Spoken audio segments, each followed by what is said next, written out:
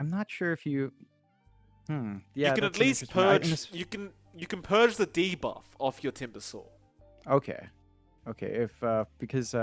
If you can, then there's value in that. I just don't know about prioritizing Oracle over Nyx. I think you'd still Sure. rather have your Nyx on the offlane for soaking more EXP up. Uh, Simply because his level 6 timing is a lot more key. That Vendetta to scout out, the faster item timings as well for Nyx are really important. So I think I'd prefer that, even if the Oracle Timbersaw lane does sound pretty juicy. But it really depends on what NoPing wants. We have seen Nyx 5 still pull off a lot across different regions, so that should still be viable for NoPing if they want to prioritize just giving the Timbersaw a better time. Black and Yellow, though, do pick up the Pangolier, so they've got some more team fight coming in to tie in with their Monkey King. Rolling Thunder along with the Wukong's is pretty good area denial. They've got some good damage coming through with the Pangolier here as well. Some ways of dealing with the Timbersaw on top of it. And just ties in this draft in a pretty open manner. Like, you still have some flexibility with how to close it out. You can still flex the Monkey King mid instead for black and yellow, opt for something else in the safe lane. And they do have last pick overall, so they do leave their options open here. And surprisingly enough, the puck is still ready to go if either team wants to pick it. I know you always tell me that puck does not enjoy going up against Nyx Assassin, but I think if that's the only thing you got to worry about, I don't think it's too bad of a game, especially when you've got Quinn on your team. We'll see though. NoPing Esports, maybe they take it for themselves. They'll have a think for now. 30 seconds reserve time left for this fourth pickup. They do need a safe lane and a mid pick for themselves. So not really much to hide here for NoPing. They're digging in deep. They are sort of lacking control overall. They go with the Oh, Luna pickup. wow. That is juicy. Hmm. Luna coming in here. That does give them a lot more team fight. Good presence out. Luna doesn't have to worry about being up front as much because you've got the Oracle and Timb. So it's either Okay. Timbersaw throw his body out or you have False Promise to save you in the end. Keen to see what the buildup is for Luna in this game. I wouldn't actually mind, say, an Ags buildup, but you don't tend to see that too often in core Lunas anyway, so it should be a straightforward Yasha into Manta buildup, maybe a Mask of Madness to accelerate your farm. And it also gives NoPing a lot of push. So if you bleed out too early on in black and yellow and your high ground's under siege, Luna's gonna rip right through those objectives. You're going to have to watch your pacing here and prevent that from happening. Easy enough of a target to rotate into with a Rubik and Lion, but you always have to watch for the Oracle and the Nyx watching your movement out. No, fair enough.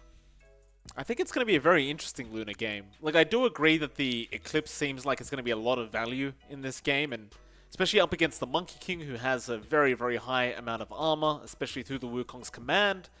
There's a lot of bonuses to that Eclipse, but as soon as you got the BKB up on this MK, you just stop caring altogether about the Eclipse in general.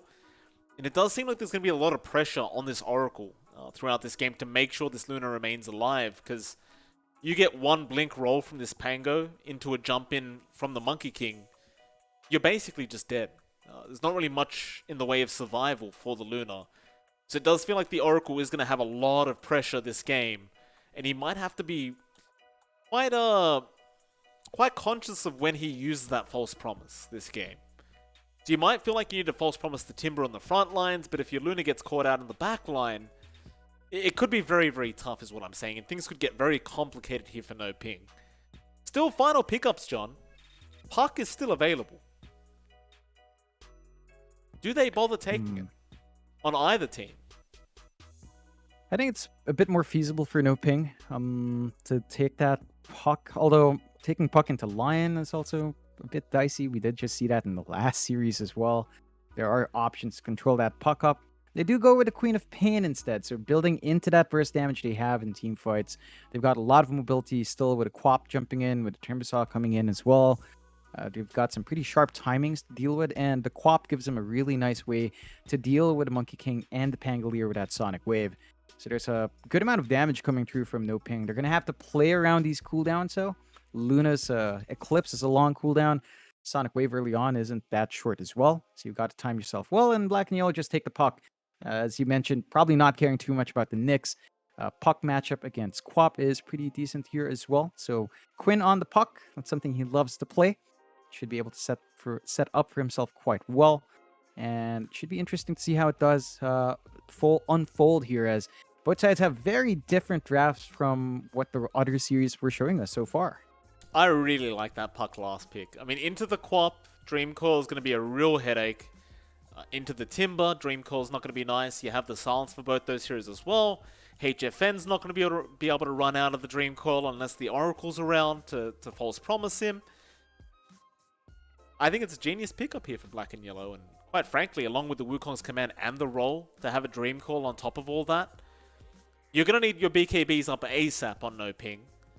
Quinn's going to have a lot of value to go for that Aghanim Scepter on the puck this game as well. Even the Quick Witch's Blade on the puck is going to be quite impactful up against that Timbersaw, just to get through the raw HP, and of course the Witch's Blade does not care about your armor. So I'm liking this draft from Black and Yellow, but I'm not going to count NoPing Esports out. Generally, I don't have much faith in the Luna pickup, if I'm honest, John. I'm usually quite negative about this pick, but let's see what they can do with it. I haven't seen it in quite a bit.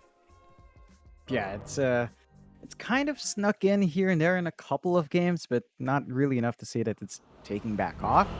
I'm just curious to see what the buildup will be. If they go for a straightforward Mom into Manta, you're going to have vulnerability issues, so the BKB has to sneak in there at some point in that item buildup.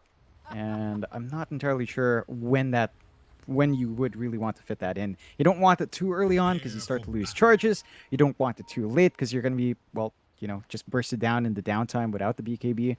So you're just going to have to watch and see what HFN does do with that. Black and Yellow, as you mentioned, I mean, Quinn on puck, he only really has the Nyx to worry about. And it's not fun, but if it's only the Nyx, like you called, it's really not too much to worry about. Smoke, HFN, he's by himself. Do they have a way to get him, though? Like, they do not. HFN is going to be able to outrun them. Quinn was at the front of the pack there, so they didn't have anything like the Impale or the Lift. Rather, Earth Spike, I should say, from Jubei. I think I've been calling it Impale all day, thanks to these Nyx Assassin pickups, but Earth Spike is what the ability is called, even though they're pretty much the exact same thing. Yeah, I think there's some travel time differences with the projectile, if you want to call it that. There's a slight difference. If you play Lion and Nyx, you should know. Like, Nyx is a bit trickier. Well, you should. So I like winning you can in feel better. Shut up, Mike. Lion and Nyx are good heroes, and I'm vindicated by seeing these two heroes on opposing sides, Mike. It's funny. These are both of the heroes I actually like playing. So hey, there you go. Absolutely. Very, very good news for you, John. 2 bounty runes now picked up by either side. Well, have a look at that the mid lane matchup, is what I was meant to say, between Dark Mago and, of course, we have Quinn himself on the puck. We briefly mentioned it. Now, I do believe this should be fairly even in terms of hero matchup. Maybe the puck has a slight advantage because it's puck, and puck is quite broken right now. But overall, I would say both heroes should be able to get their farms and XP quite decently. Yeah, it's going to be fairly even throughout. I would expect Quinn to pull ahead here as well. Wave clear for Quinn is a lot less hard to commit. Like Illusory Orb, you just throw it out from a million miles away. Whereas Dark Mago would have to walk up with Scream of Pain, cop a couple of right clicks out from Quinn. And the one thing with a puck is once you've got Phase Shift, you can basically dodge almost all of the sources of damage from Dark Mago. Like the Quap just doesn't have anything that doesn't travel. Nothing instantaneous, so the puck has a lot of ways to just win out in terms of skill trades there, and can be difficult for a Quap to apply that early pressure if you don't get the spells off on the hero. Absolutely. Just looking over to the top lane, Yamsun. Copper Fortune's end there. They did start with a bit of a tri lane, and Matthew's going to be the one to TP out. Jubei trying for a cheeky Earth Spike there on the line, but doesn't quite land it on the Nyx Assassin as he was TPing out. Still, you're going to be quite happy with the fact that this initial tri lane did not end up in a kill. Though I must add though, John, I do like seeing Pandaboo here at this top lane on the Oracle. I think it is going to pay off quite nicely, especially for Oscar, because he really doesn't want to deal with this Jingu Mastery from Yamsun. Yeah, it's well, bad news, Mike. I just moused over Jingu. You can't actually dispel the hit counter on enemies, so you can't dispel that. So the Monkey King can still build up, but So what the hell did I uh, dispel then? I have no clue This because it's something's dispellable, John. But I guess we'll find out. Maybe you're right. You probably are right. I guess at the worst case scenario, he can just Fate's Edict the Monkey King then. yeah, the disarm's still going to be really potent up against Yamsun, and well, he's not going to have too amazing of time already finding that early set of last hits though. Not much a Timbersaw can do at level 1 to 2. Level 3 is when you really start to kick into gear. You can see Jubei with the level 1 mana drain as well. Once he gets the suck off, the slow is very scary for Oscar. He does not want to be caught out in bad position, does not want to drop his mana as well. So he's got the Timber Chain bailout, and that's one thing that the line can really get done is just deny you from casting your spells. That they are doing. Yamsun having a really nice time. Pandabu not able to really do much here on the Oracle. Yubei and him just trading harassment right now. Looking back over to mid, Quinn was dropping quite low on the puck. That's Copper Scream wasn't able to phase shift it away. Dark Mago having a decent enough time right now, 13 CS in comparison to the 15 of the puck. Quinn does have his bottle out now, however, and we'll just be waiting for that 4-minute timer to be able to try and get that power rune. With that bottle, he's just going to be able to just get back to trading harassment, but Dark Mago has one up now as well. So it evens out. Yeah, you've got the blink up now for Dark Mago as well, so you can look to jump in for the power rune as it comes out. Still gives us a chance to look at the other lanes down bot. You have Zero along with Dunha 1. They are up against HFN and Matthew on Nyx. So far, been a steady time for HFN. Not too much of a threat coming out from the Pangolier just yet. HFN, of course, has been opting to use the Lucent Beam just to clear out the range creep, which is the safer play. Not much you can really do to deny out your range creep with the range that Luna has and the nuke damage she does have on hand. So already off, although. Yeah, nice kill there by Pandabu. Did pop the mango there for that final purifying flames, but he does get just enough damage to kill off the monkey. It's going to be a very, very nice feeling here for that Radiant side. Yeah, just slowing down the monkey, the big target to go for, and a really good kill to find. Gives them some space to rotate as well down mid. That they do. Bot rune is where the power rune does spawn, and Matthew will be the one to take it. Nice Invis rune there. Meanwhile, Quinn still being jumped on. Dark Mago able to blink in and get the scream off. And Pandabu was the one who actually forced the phase shift with that Fortune's End. Quinn is going to die here on the puck. It's a pretty darn big deal as even top lane, Jubei, ends up dying solo to Oscar. He had Yamsun around, but of course Yamsun could not do much to stop him from diving the tier 1 tower, and it's a great set of events here for NoPing Esports. And this is the point where the Timbersaw is just not here you want to deal with. Level 4 up, Whirling Death up now as well. Level 2 reactive armor, very hard to contest when it does jump in. They try to make a move on Zero, but they just don't have enough on hand to find that kill. So a 3-0 start for NoPing. Black and Yellow still have to find their first kill down the line, and it's already shaping up to be a rough start for them here. Dunha does at least manage to get the bounty rune down at that bot rune spot. Still going to be a 2 for 2 anyway, not too big of a deal for either team. Precious bounty. Pandabu trying to sneak up behind Yamsun. Does end up spotting him out, but he may not want to be here any longer. Downless is going to be there. He ends up going down. Of course, he's not level 4 yet, so he doesn't have the Fate's Edict up. And Yamsun just going to take a free kill for himself. Damn. You don't ask questions when you find a freebie like that. That does help Yamsun recover, considering that he did die a while ago. So he gets a little bit more. Starting to lag behind in comparison to how HFN is farming down bot, though. So you need to pick up the pace of the monkey. It cannot flash farm as fast as a Luna. And HFN is already set to start to hit that point with the flash farm soon. Absolutely. Is Zero going to run right back into HFN, but let's cop the damage here from this Luna. And meanwhile, top lane, the Lion Jubei ends up dying again. HFN, however, might be able to pick up a kill here onto Zero, and does. Tips do come out for Zero for sticking around a bit too long on the Pango. And that's another 2 kills going to the way of NoPing. It's just wins all around for NoPing. 5-1. Their lead in net worth is not that big yet. So at the least, it's not a massive outfarm. Although, oh, mid lane, they've caught out the Quap, Dream Coil being committed, and that'll be Dark Mago going down, and now, of course, even Pandaboo also going to die on the Oracle. It's a very nice rotation there from Jubei on the Lion to land that Earth Spike. And it kind of evens out the scoreboard a little bit. yeah, those are important kills for Quinn to find. First, Dream Coil paying out well for Black and Yellow. Love the build-up here on Jubei. Does go for the Mana Drain skill point, so it's 1-1-2. A little bit more slow, a little bit more annoyance with the Drain once you get that available. Doesn't quite help with the situation with the Timbersaw beyond, well, emptying his mana, but he's got Arcane Boots to play with. So there's always going to be a bit of mana to have on hand. They're just trying to relieve some pressure on the map.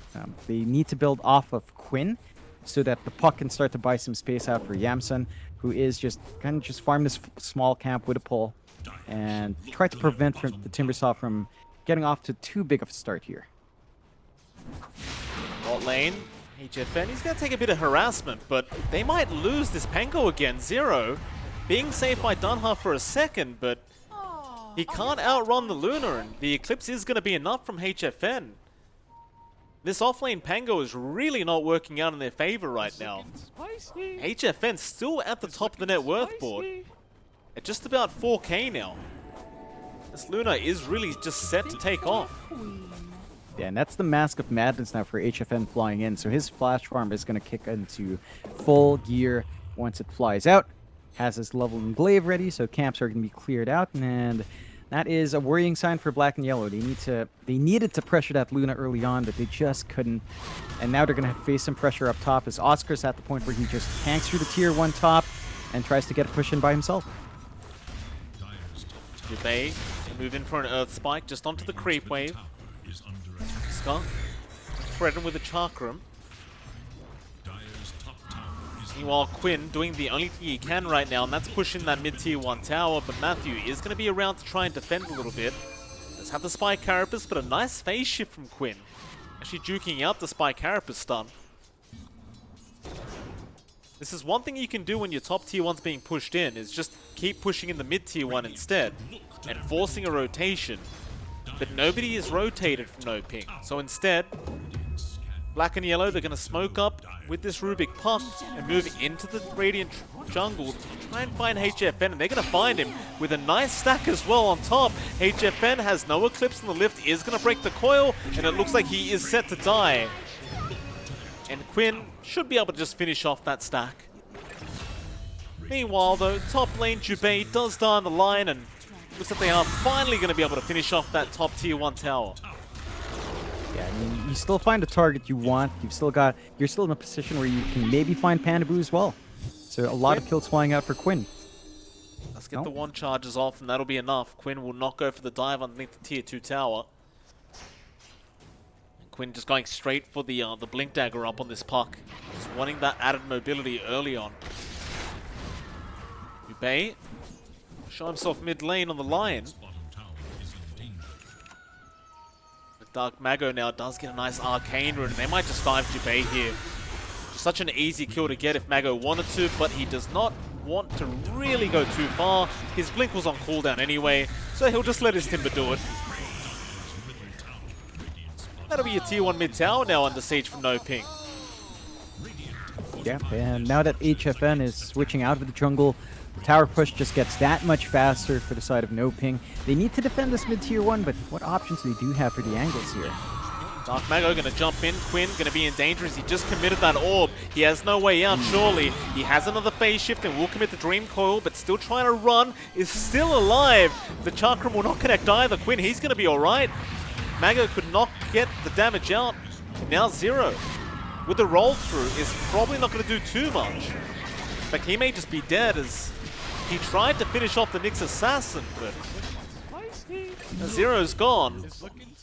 And so NoPing, even though they don't get that big puck kill they wanted, they still get 2 for their trouble, plus a mid-tier 1 tower. Yeah, it's still really worked well for NoPing. They're just clearing out the map. They get to invade this triangle as well. A lot of good farm coming out here for HFN. Looks like he is going for a Dragon Lance first, perhaps, just to get some stats up. Going to help him out with spacing here as well. This is space Black and Yellow has bought out for Yamsun. So he's clearing out the top jungle himself. Is very close to finishing up his Maelstrom. And once you have more of that magic damage in, the Timbersaw becomes less and less of an issue. The issue is the farm right now for Yamsun is not amazing. You're trying to play a farming game against Luna, you're just not going to win because Luna's kit is built for farming. Well, nice balance strike there by Yamsun to cancel the chains off. He stole the Chakram, and now another nice Hex coming out, this time from Jubei into the Earth Spike. Yamsun should be able to finish this one off, but a Sonic Wave is there. It's not going to prove to be enough, only connecting onto the Monkey King. Oscar does finally die on the Timber. What out of position there. I suppose for NoPing, they're not going to feel quite as safe without the Timbersaw on the map. But they're not really being pressured too much. I mean, HFN is still freely farming up on that Luna.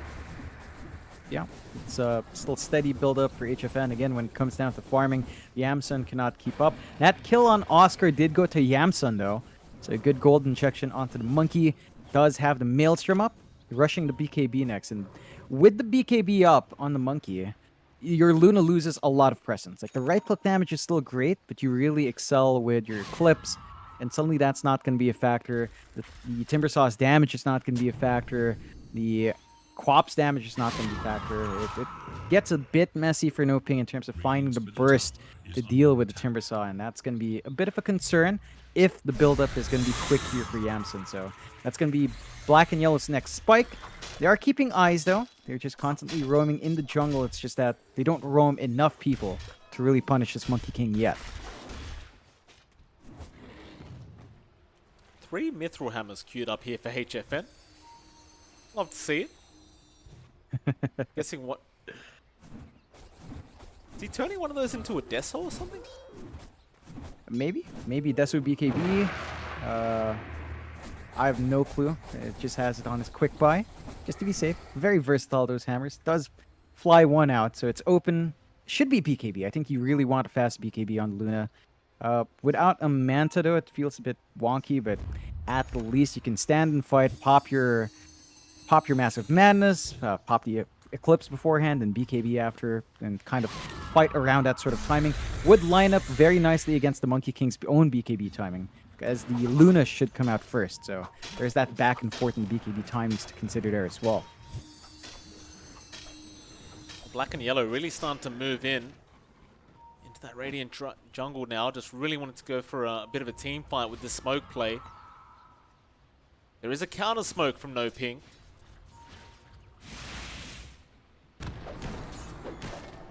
Catch out Yamsun as well. That's a massive target to pick off, and Matthew's going to run straight into him.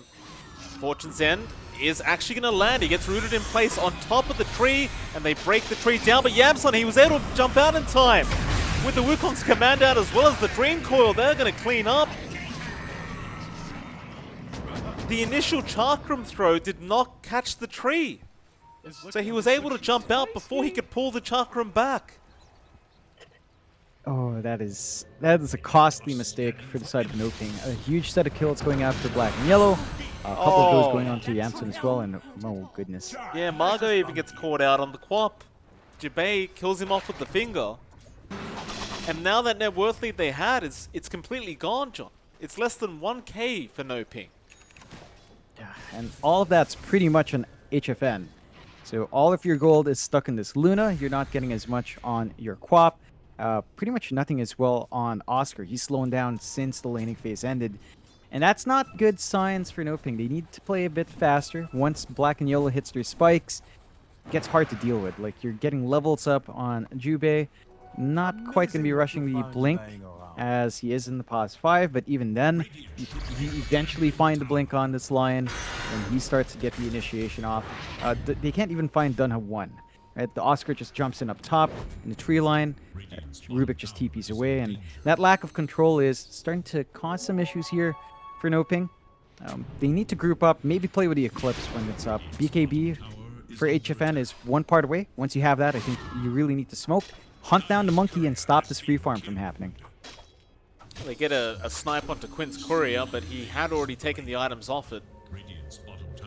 He has changed his mind, by the way. No Blink Dagger on this puck, but rather the Yules into the Witch's Blade. Just not feeling like he needs as much mobility as he once thought. While HFN now does have that full BKB up. Immediate smoke straight after. Into Jubei. Not quite the target they'd like, but they will accept it. In fact, they might even find another Dunha. Trying to run a great Impale out. A 3-man, but another Impale there from Matthew. Does ensure they get the kill anyway. Would have been pretty sick if you got away from that. Yeah, unfortunate, but this is where NoPing just start to go back in. They smoked up for those kills. Not the biggest ones. They only find supports, so they need to find a tower on top of it. We do have their creep wave coming back in after the fortify, so it should be relatively straightforward to find this objective. Black and yellow could respond if they wanted to, but I don't think they want to fight into that BKB. They see it now, they know it's up, and it just makes it harder to deal with that Luna. Yeah, but you might be able to rotate into Roshan if you're NoPing now. Like, never mind that, because HFN has TP'd down towards the bot lane. And it looks like they want to keep trying to fight this one out. Vendetta is off cooldown, but Yamsun seems to understand that there are a lot of heroes missing. He's going to try and make his way out through the trees. Oh, HFN. He's got a Grove Bow there for himself now. Some added range with the Dragonlance. Gonna feel quite nice for the Luna. In fact, Yamsun probably doesn't want to jump in like this. Impale is gonna land as well from Matthew, and Yamsun, he's gonna try and run. He might actually make it if he keeps juking them out like this. In fact, yeah, he tree dances, Primal Springs out. He's gonna make it. It's a sticky situation for NoPing to stick around. There's a lot of heroes now from Black and Yellow. They are kind of converging though, so looks like they might force the team fight. Again, they still have that BKB and HFN along with the Eclipse. They haven't used any of those charges up yet, and I'm sure they're getting keen to start to find these bigger team fights with it. No, I'd imagine so. Get started on that bottom tier 1. Looks like Black and Yellow might just force in the mid tier 1 tower, which is almost down anyway. Pings do come out and they are going to commit for it.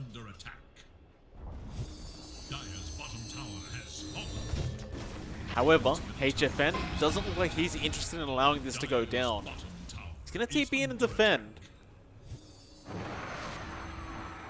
And even if you have the double damage rune onto Quinn right now, they aren't feeling confident, especially into that BKB. Oh, no, Oscar.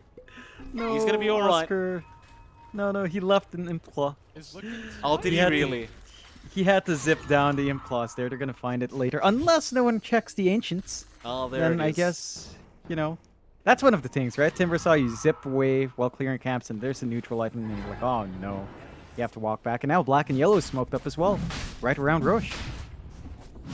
I mean, you've got the 10-second charge, so you feel very, very confident. Problem is, without Oscar being in the Roshan pit, the Luna is going to take a bit of damage. NoPing, they actually back out of it, so they're not feeling 100% confident with this Roshan play. Instead, they're going to try and get those 20-minute bounties, but Jubei is going to be around with a nice Hex. He's just going to swipe it away from this Timber. In fact, Zero is going to commit with the roll. They've got the Timber Saw in their sights, but HFN is moving in. Still a nice stream call there from Quinn. HFN going to pop the BKB. Still no Eclipse being committed. Yamsun trying to man fight back in his own Wukongs. A Sonic Wave out now from Dunha, going right through the BKB of HFN. And now the Eclipse, but it is completely wasted. Dunha is eventually going to die. Matthew trying to come back in after Quinn, and they almost actually kill him off. Quinn, he might be dead, but no, a nice Earth Spike there from Jubei. Dark Mago cannot quite get in range for another Scream. Black and Yellow, they got a lot more than they should have out of that team fight. And I think a lot of that went back to the Sonic Wave that was stolen by their Rubik.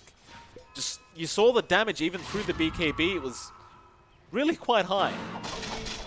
It really is. The Luna just doesn't deal with that pure damage all too well. Uh, Pretty big loss for NoPing because they committed Eclipse. Like, you don't get any value from it at all. Pretty long cooldown to toss out there. So that's going to be some downtime here for NoPing. Losing that lead, again, it's less than 1k. So black and yellow are still looking really good here in game number 1. They're starting to hit some spikes. Jubei's starting to save up for his blink next. Once he has that up on the line, of course, they're going to have a better time. And they should spot... No, they still don't spot the impulse. Okay. Come on, it's there. The creeps block it. Like if they don't see it, the models block it completely. Still, Roche is happening as well. And even without the Eclipse, they're going to be able to take this really fast. No movement out from black and yellow to stop this. On the brighter side, they do now have the Imclaw, John. They've pinged it out. So one team gets an Aegis, the other gets an Imclaw. I'd say NoPing are probably happier about it. Now Matthew with the Vendetta, trying to look for another target, and oh, that'd be a massive one. Quinn getting stunned up by the Impel, but do they have the damage output in time? He'll use off the Souls, change Chakram, all of it flying through, and it will be enough. Could not jaunt away on the park. With this Aegis, you just go straight for that mid-tier 2. Yeah, it's a straightforward time now for HFN. Eclipse going to be off in about 20 seconds, 15 seconds. So you're going to have that option for the following team fight if ever. You've got the Yasha up to help you get more hits out, get the right-click damage really up. And you can see now the Luna machine gunning through the creeps and towers. Every team's worst nightmare up against Luna. This is exactly what HFN wants. Tier 2 mid gone. One outer tower left for BNY. And the farm build-up here for HFN is still amazing. It's still 3k above Yamsun, who is still saving up for his own Scotty into Ags. The timing for that going to be really important, but he just can't keep up in the same pace with farm timings here.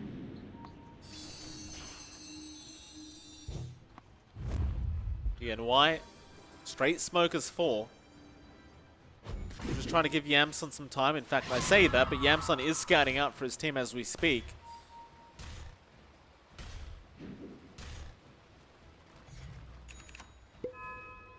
BKB now up on the quad to make matters even worse for black and yellow.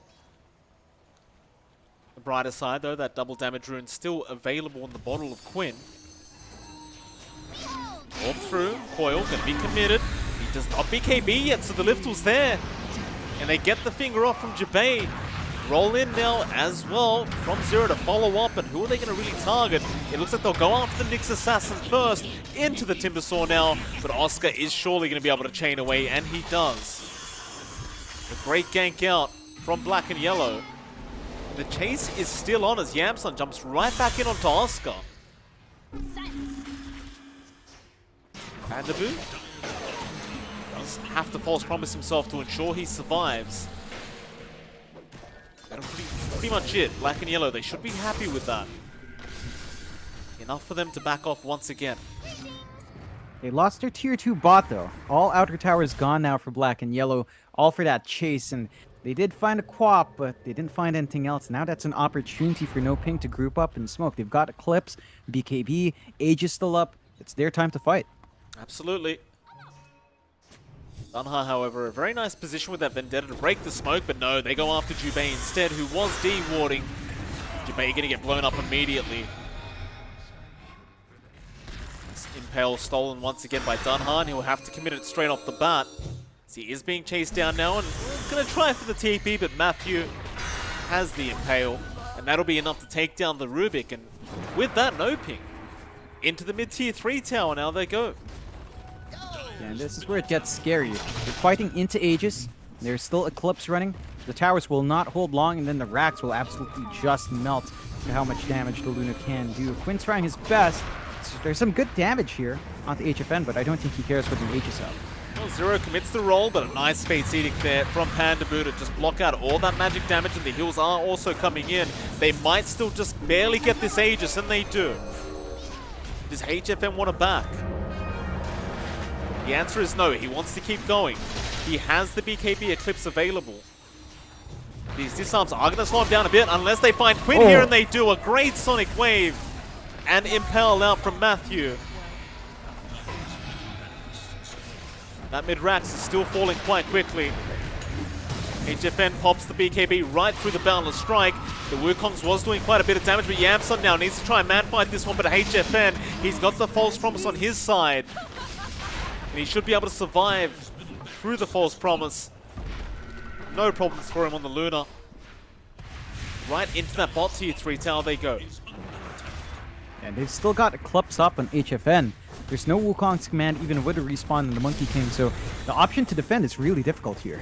It is, and they even found another Jibei being caught with his pants down, it looks like. Oscar with the Whirling Death is going to be able to secure the kill. These constant heals coming in from this Oracle, proving to be very, very effective, but now they've got HFN with the stun out, but again the Fate's Edict. Going to block so much of the damage. He's just taking no damage right now. Zero is still trying to get that out, but now the Eclipse comes in from HFN. It's not really hitting anyone, but it's stopping them from moving in, and they move on to Zero now. Zero getting very low and does eventually die. Back on a Dunha they go. In fact, no, that was a quarter's end onto the puck. But everyone gets out safely. There's a full Eye of Skadi now up on HFN. Jibei, he's just dying to these glaives. He'll back out. But it seems that they don't have enough to really stop this Rax being taken down. No. It's difficult, especially to how much sustain HFN has. They can't jump to the back to catch Pandaboo, and this is really good positioning coming out from Panda. Just ensuring he's around close enough to get these heals off, but far enough to be away from danger. And that's the big issue for Black and Yellow. They need to kill that Oracle in these bigger fights, otherwise the sustain is just way too much to deal with at this point. Looks like they're ready for that top Rax as well. Aegis or no Aegis, they don't really care. Maybe they do. Back into the jungle they go.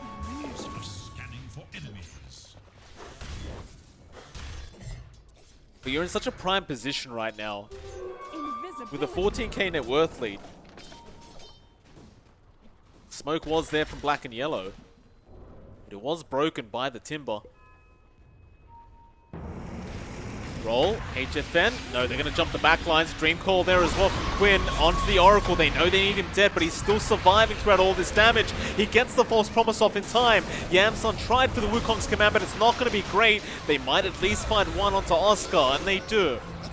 They find any more. They do get Pandaboo. Now the finger flying out from Jibei, but it's not proving to be enough quite yet as Dark Mago looking to jump back in now, but he doesn't have any more spells to throw out. Just going to try for the right clicks out onto Jibei. Jibei might actually die to the Shadow Strike, but yeah, no, he does. They couldn't get the deny off in time. But at least it does end up being a positive team fight here for Black and Yellow. So not all bad news, even with that line dead. Yeah, it's a nice pickup. Issue is they did commit the Wukongs. Now, it's not as long of a cooldown at max level, just about 40 seconds down without it. And they do have the Ags up on Yamsun. That could give them the damage boost they need to take these fights cleaner. We'll see if they find that opportunity. NoPing right now. I mean, 2 racks up. They're just going to wait for that next Roche. It is maybe going to spawn. We'll find out. Excuse me. We'll find out in about 12 seconds when it's going to be back up. That's the next timing for NoPing to find. They've also got some neutral items to start to farm up as well.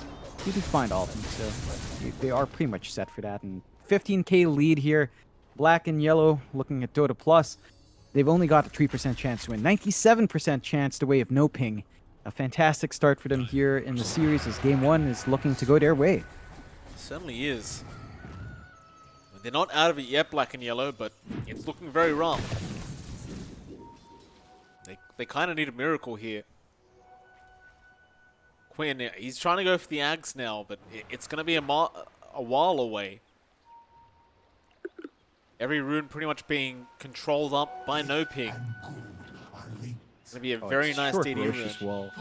So short, Mike. 4 seconds. And it's going to be back up. Just perfect time for NoPing. Just jump in there, take a Roche. What are you going to do against this Luna? Like, Skadi up means that even with this BKB and Yamsun, even with Wukongs and Ags up, when it comes down to a raw fight, he's not going to have the lifesteal. Even with the Jingu proc to live through that man fight. And now Roshan comes up. They don't have wards to scout this out. So it's going to be a really easy take as well for NoPing. Yeah, HFN doesn't need to pop the DD rune either. He's got a nice butterfly up for that added damage. In fact, he does pop the DD rune just in case. It looks like black and yellow were making their way over. Aegis up now, and black and yellow might need it back. Jubei may get caught, and it looks like he does. Oscar, right in.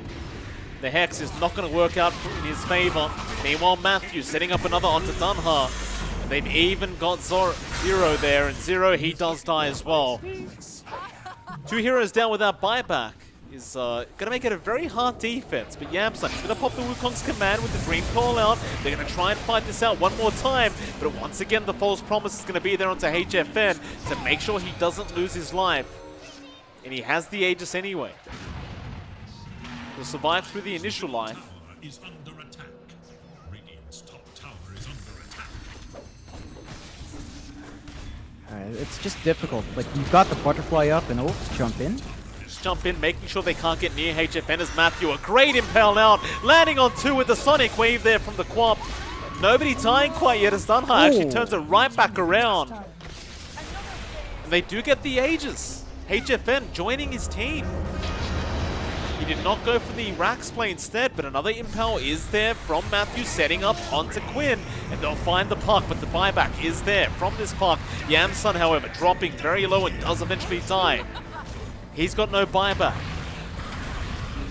Now they might find the Oracle, but is it going to be enough? As HFN, that's a lot of damage on here from Dunha on the Rubik.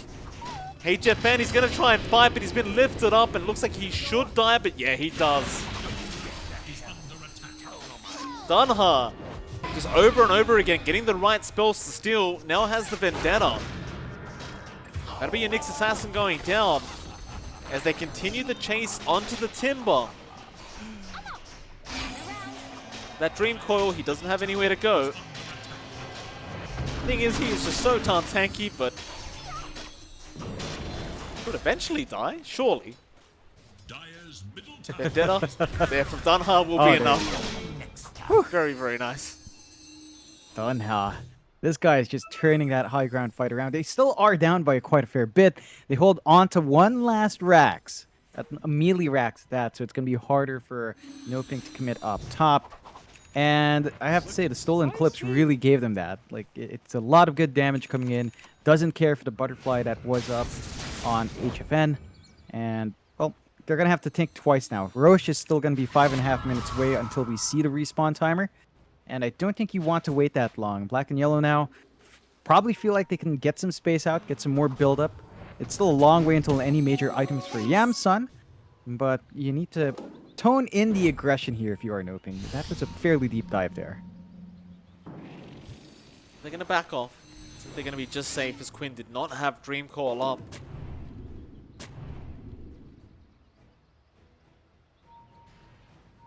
Dunha's looking for a bit of a target. Matthew with the Vendetta scouting out. They have caught out Jubei again. Jubei should just die very easily on that line, although no, he gets the Earth Spike off. He's going to run for it. He's going to be fine. As now the roll is there from Zero, landing onto all 3 heroes in that mid lane. Dunha going to try for the TP away, but the Lucent Beam is going to cancel it off, and he's going to be the one to die. So it ends up being a 1-for-1, but the dieback was there onto the Rubik. NoPing. They might just keep going back up towards that top lane. I still think they're the stronger team here with that 18k net worth lead. They've just got to focus on the racks. Yeah, I think they just throw their bodies up. They know they're 1 man up. Oh, there's 0. He's creating space. Can't really afford to die. Still Courier giving vision. Zero has another swashbuckle. Fortune's End, however, going to lock him down for quite a bit of time, and well, that should be the end of Zero. He does have buyback though. Yeah, it's not the biggest loss for the buyback available, but that is giving space out for HFN to keep that shove top. They're going to keep mid-wave shoved in as well to have 2 access points up, and buyback pop early because they know the high ground defense has to come in. There's still going to be a man down for half a minute. That could be enough time for HFN to just rip right through here. X is there onto the Timber, but he's a very, very tanky boy. Still Yamsun. They really want HFN dead, but the false promise is going to be there in time. And HFN just going to back out as the Sonic Wave does fly through from Dark Mago. Doesn't really do much.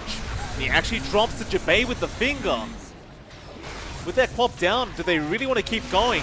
It looks like the answer is going to be yes, as Oscar does dive in, but HFN, he's going to focus in on the rats and just ensure they get those megas up. And they will be able to get them. There's no reason to really force anything further. They can just kind of keep black and yellow trapped in their base. Not really much of a way out. Yeah, they hold a considerable lead, 21k in, 31 to 24. B and Y now have to deal with mega creeps, which the monkey can deal with. Okay, the Pango can, the puck to a certain extent as well. So the constant shove in, it's not going to be too bad, but that does keep them tied. And still, they do smoke up. They want to use this one-man advantage as much as possible. So what they can do, HFN, he'd be the target they want. They haven't spotted him quite yet. Quinn, he went after the Oracle instead. False Promise is up in 5 seconds, but no, the Eclipse comes in. That'll be Quinn gone. Meanwhile, the Oracle's still just running away from Yamsun, who can't be able to keep up with him. Instead, he'll turn back around onto HFN. The Divine? Daha, he stole the Eclipse, and the Divine is now up on HFN. There you go. GG's called. Ooh. Where did the Divine come from? He just bought it in the side shop while that fight broke out. So I think the moment they saw that, they dropped the monkey. They're like, all right, can't deal with the Divine. They call it BNY. Dropping to NoPing in game number 1. A really big win for NoPing as they really show up. They had a fantastic draft. The Luna paid off, and they had a right lineup to enable it. Black and yellow, I mean, they've got 2 subs, right? Like, sure, it's Quinn, and you might argue it's an upgrade, but it still changes the chemistry. It still changes the way your lineup plays. And when you have 2 of them in, it can make it hard to adjust. So black and yellow is going to have to try to adapt in game number 2. NoPing, though, they looked great in game number 1. They had shining moments all throughout, and we'll see if they can keep that consistency up for game number 2. And with that, it is, of course, MLP Dodo and johnxfire, and we'll be back in roughly 10 minutes for our second game of this best of 2 series. We'll see you there.